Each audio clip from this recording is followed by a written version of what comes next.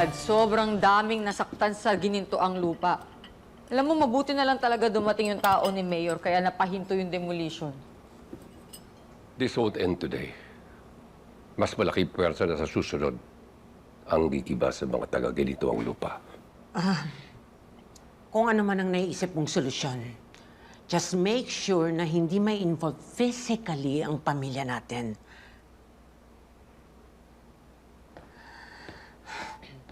Sam, halika na. Anak, kumain ka na? Apa. Dad.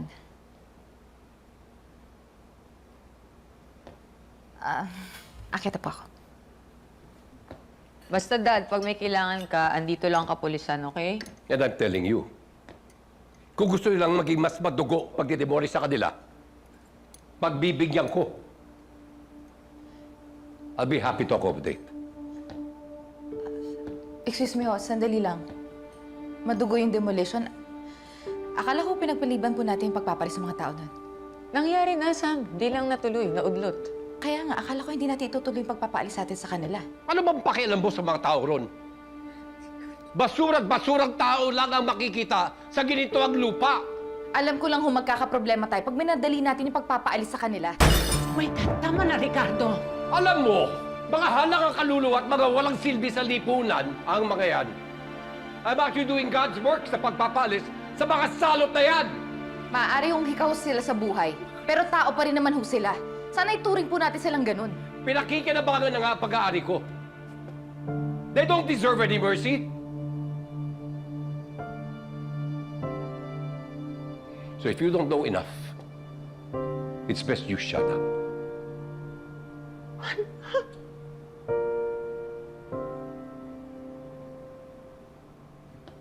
Sam, Sit down. Excuse me. Sit down. Samantha! Sam!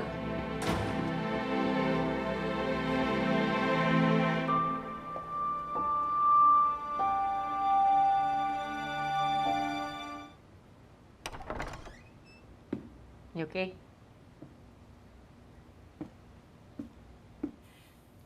Sam, may point naman kasi talaga si Dad, okay? He owns the land, so he can do whatever he wants. Sure he can. Inisip ko lang naman, sana mag-pause man lang siya para isipin yung mga tao. Especially yung mga nakatira doon.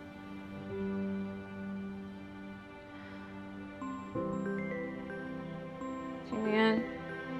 Oh! Sino to? Huwag na! Akin na yan! Ba't di mo sagutin? Huwag na!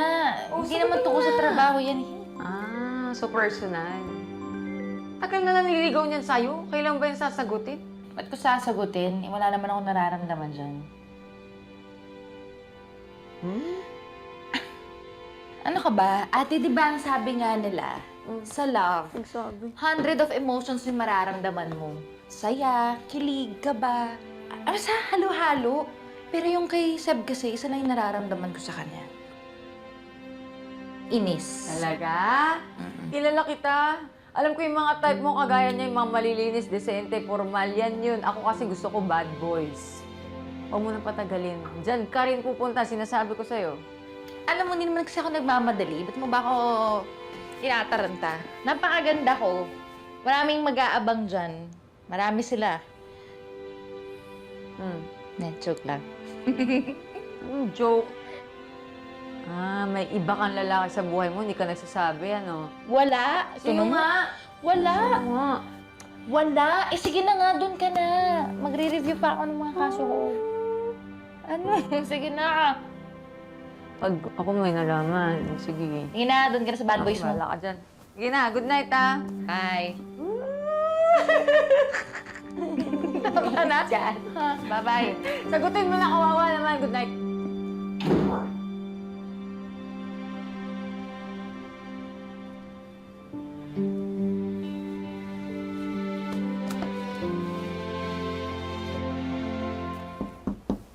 Ma'am? Ma'am? Twinkle, good morning. Ay, tulungan ko na ako. Hindi na, ako na. Ha? Ako na, kaya ko na. Bakit? Uy, hindi ho kasi kayo kumain kagabi, tapos hindi rin ho kayo nagbilin kung anong oras kayo babangon ngayon at kung mag-aalmusal ho ba kayo. Eh kaya, nagkusa na ho akong i-check kayo. Eh bakit ho ba ang aga nyo ngayong mag-ready? Kailangan ko pumunta sa opisina eh. Marami akong mga importante kailangan tapusin. Aba, eh mukhang matindi po palang araw nyo ngayon eh. Kaya ang mabuti pa ma'am, bumaba na po kayo, kumain ng almusal para may energy kayo the whole day. O, diba? At saka tamang-tama ma'am, nasa baba na po ang mami nyo. Hindi na ako kakain. Papaalam na lang ako. Huh?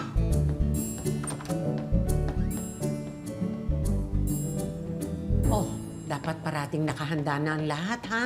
Paglabas ng sir ninyo, mainit ang kape. O ano pa, yung iba pang nandyan sa kitchen. Good morning, Mom. Una na po ako ah. Ha?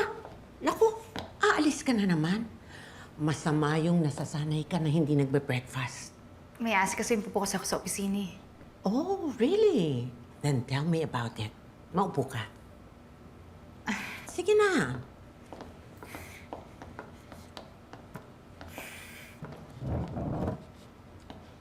Now, tell me, so bakit parating nagmamadali ang bunso ko? May malaki po kasi kaming kasong hawak sa NCIA. Gold smuggling case. Ngayon lang po yung pagkakataon para mahuli namin yung sindikatong yun eh. Gold smuggling case?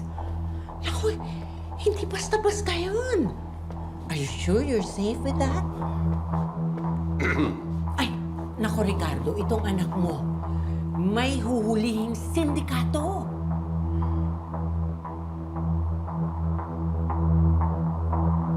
Sa'yo pala nagmana si Sam. Ang pag-aalala sa mga maliit na bagay na hindi na dapat pinoproblema. Inaral naman po ng team na nililid ko yung kaso eh. Kaya I'll be safe. Ricardo, wala ka na ba ibang masasabi? Like, kahit man lang advice? Ganun. It's just another day in the office. When I was her age, mas matitid na yung mga kaso hinahawakan ko. Well, Sam, the fact na ikaw ang maglilid ng operation, I just wanted to know that me and your dad are so proud of you. Sobel, masyado mong binuboost ang kumpiyansa ng anak mo. Baka masyado lumaki ang ulo, eh wala pa naman siyang napapatunayan.